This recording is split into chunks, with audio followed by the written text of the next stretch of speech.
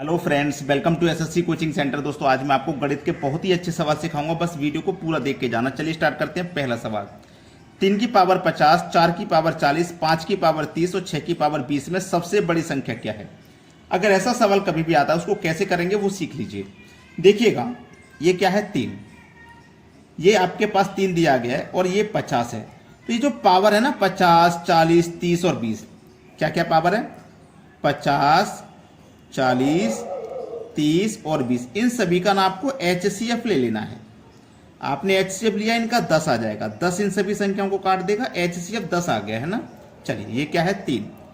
अब इस HCF 10 से मैं 50 को काटूंगा तो कितनी बार कटेगा? 5 बार कटेगा।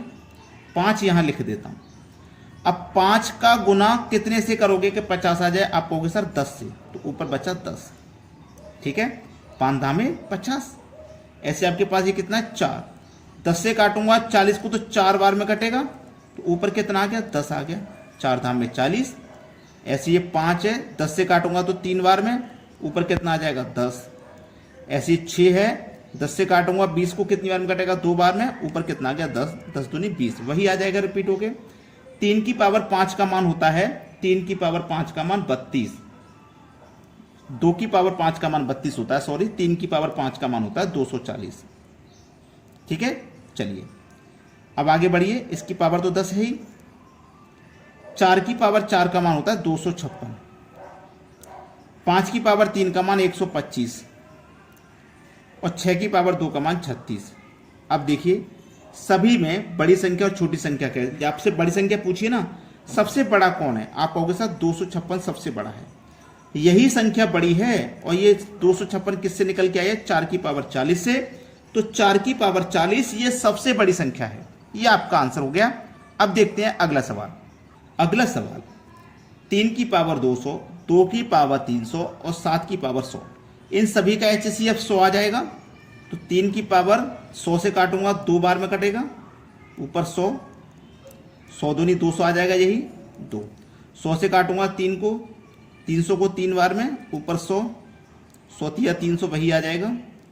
100 एकम 100, इसकी पावर 100, 100 एकम 100 वही आ जाएगा। 3 की पावर 2 का मान 9, 2 की पावर 3 का मान 8, 7 की पावर 1 का मान 7। सबसे बड़ा कौन सी संख्या है? बड़ी संख्या पूछा था ना, सबसे बड़ी 9 है और ये किससे निकल के आई है? 3 की पावर 200 से। तो 3 की पावर 200 जो कि हमारे पहले ऑप्शन में है सवाल का, ये बिल्कुल सही आंसर है। सभी बच्चों को समझ में आ गया, किसी को कोई समस्या नहीं होगी।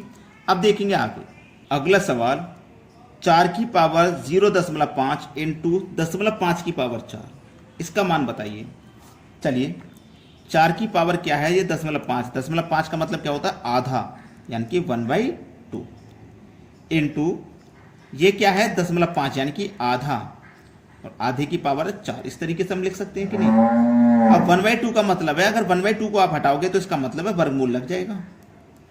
ठीक है, 1 की पावर 4 का मान 1 और 2 की पावर 4 का मान 16 और √4, वर्गमूल 4 का मतलब है 2।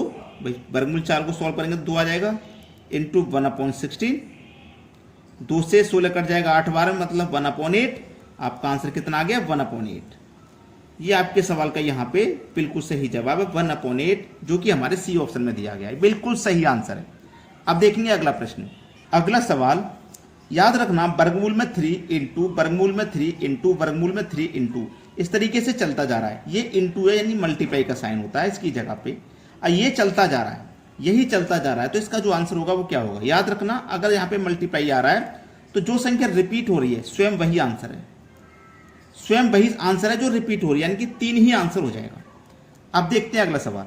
अगला प्रश्न है, यहाँ पे वर्गमूल में 30 प्लस वर्गमूल में 30 प्लस वर्गमूल में 30 ये चल रहा है। अगर यहाँ पे प्लस की जगह इनटू का साइन होता तो ये 30 ही आंसर हो जाता, जैसे पिछले क्वेश्चन में 3 हो गया।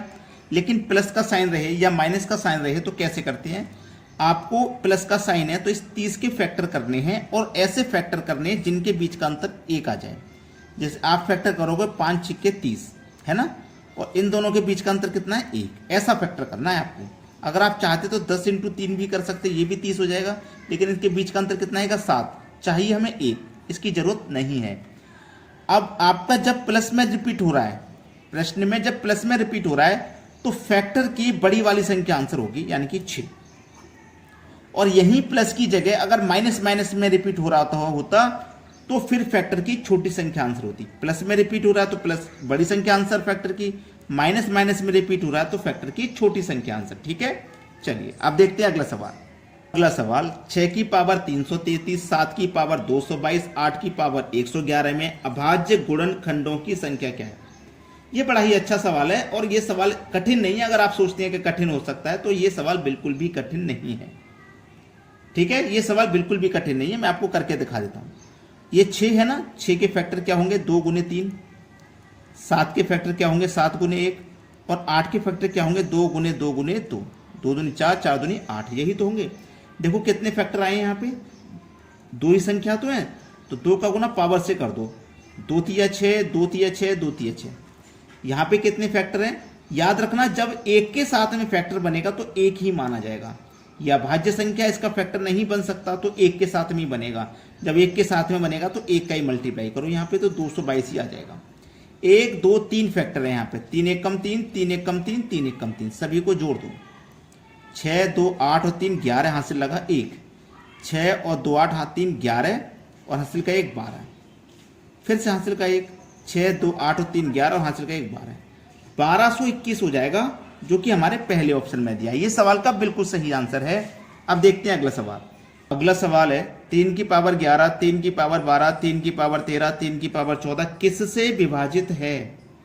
सभी में 3 की पावर 11 कॉमन है तो 3 की पावर 11 कॉमन आ जाएगी।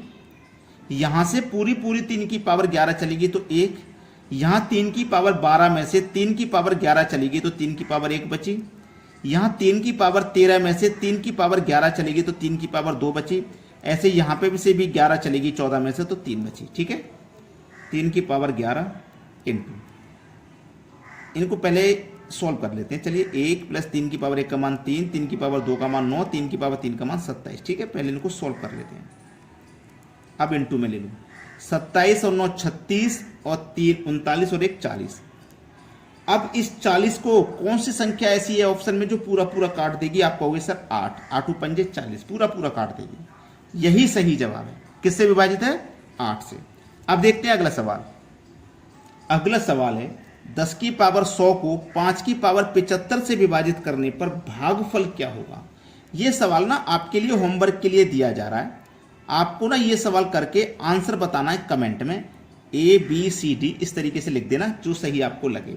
और अगर आपने वीडियो को लाइक नहीं किया है अभी या शेयर नहीं किया है तो भाई गलत बात है। सभी बच्चों को वीडियो को शेयर करना है, लाइक करना है, शेयर करना है और कमेंट में आपको यह बताना है कि आप हमारे वीडियोस को किस शहर किस गांव से देख रहे हैं। ठीक है दोस्तों, धन्यवाद।